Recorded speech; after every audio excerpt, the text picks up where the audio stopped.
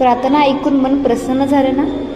अहो, आमची मुलं म्हणतातच इतकी छान की मन प्रसन्न व्हायलाच हवं. आज आमची ॲक्टिव्हिटी होती ती मुलांची एकदम आवडती. अहो, कोणती म्हणजे काय, डान्स हो.